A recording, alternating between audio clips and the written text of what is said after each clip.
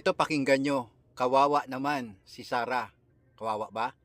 Isusunod na sa ICC itong idol ninyo. Yes sir, na ako sa listahan, daghan kaayo mi nga naa sa listahan sa ICC. Nahibaw ko anak kay pag-abot na ko dito natingala ko nga nung sa sugod pwede pa ko mabisita kada adlaw. Giundang nila pagkahuman ilahan ang gina-record ang mga ginaistoryahan namo ni Pangulong.